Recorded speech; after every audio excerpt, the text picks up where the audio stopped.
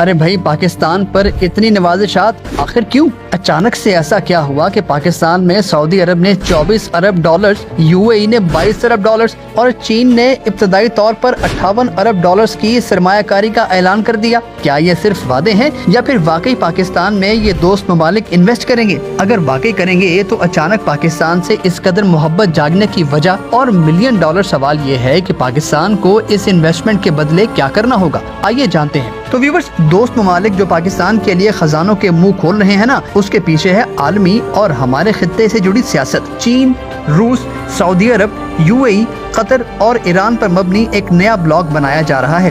जाहिर है ये ब्लॉक अमेरिका के खिलाफ बन रहा है। ये सब मुल्क अमेरिका के खिलाफ इकट्ठे हो रहे हैं। ऐसे में ये ब्लॉक पाकिस्तान के बगैर नामुकम्मल रहेगा और कभी अपने मकासद पूरे नहीं कर सकेगा। इसीलिए पाकिस्तान को इसमें शामिल करने के लिए मुकम्मल जोर लगाया जा रहा है। पाकिस्तान की कमजोर मईशत को मजबूत करने का प्लान किया जा रहा है। पाकिस्तान भी इसी ब्लॉक का हिस्सा बनना चाहता है, मगर यकदम खारजा पॉलिसी का रुख अमेरिका से हटाकर उस ब्लॉक तक मोड़ देना आसान नहीं। मगर ये उसूली तौर पर तय कर लिया गया है कि पाकिस्तान अब इस ब्लॉक का हिस्सा जरूर बनेगा। इसलिए इस ब्लॉक के तमाम ममालिक में से वाहिद पाकिस्तान है जिसे सबसे ज्यादा नुकसान पहुंचा सकता है अमेरिका। IMF ने जो हमारा हाल किया है ये सब अमेरिका की आशीर्वाद पर ही तो किया है। अगर हमारी मईशत यूं ही लूली लंगड़ी रही तो हमें नए ब्लॉक में जाने का सिर्फ और सिर्फ नुकसान होगा, और तो और इस नए ब्लॉक को भी कमजोर मईशत के हामिल पाकिस्तान का कोई फायदा नहीं होगा। इसलिए अगर इस खित्ते में सबसे अहम मुल्क पाकिस्तान को साथ मिलाना है तो इसकी मईशत को मजबूत बनाना होगा। तभी तो CPEC दोबारा शुरू हो रहा है। चीन ने 58 अरब डॉलर्स के गवादर ता काशगत रेलवे ट्रैक मंसूबे का ऐलान कर दिया है। कतर भी अरबों डॉलर्स की सरमायाकारी करेगा पाकिस्तान में। इस वक्त पाकिस्तान की मईशत का कुल हुजूम है तकरीबन 378 अरब डॉलर्स और इसे 3 गुना बढ़ाकर 1000 अरब करने का मंसूबा बना लिया है पाकिस्तान के दोस्त ममालिक ने।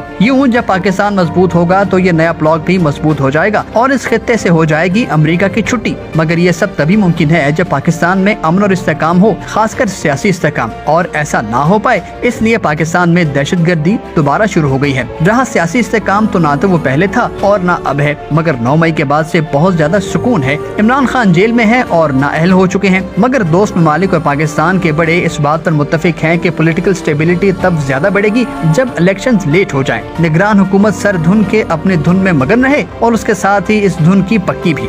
इसीलिए इलेक्शंस कम से कम फरवरी तक तो नहीं हो रहे। मार्च में है सेनेट के इंतखाबात, और जब कौमी और सूबाई असेंबलियां होंगी ही नहीं तो सेनेट इलेक्शंस भी नहीं हो पाएंगे। इसलिए फरवरी 2024 तक इलेक्शन कराने का प्लान है, और अगर इसके बाद भी बिना इलेक्शंस काम चलाया जा सका तो चलाया जाएगा। हो सकता है मौजूदा निगरान सेटअप 1.5 से 2 साल तक रहे ताकि मुल्क की मईशत ट्रैक पर आ जाए और फिर इंतखाबात कराए जाएं। और अगर ये सब हो गया और मुल्क की मईशत भी बेहतर हो गई तो पाकिस्तान में शख्सी आज़ादी और फ्रीडम ऑफ स्पीच शदीद मुतासिर होगी। इस बारे में आपकी जो भी राय हो हमें कमेंट करके बताइए, और हाँ, वीडियो को लाइक और शेयर जरूर कीजिए।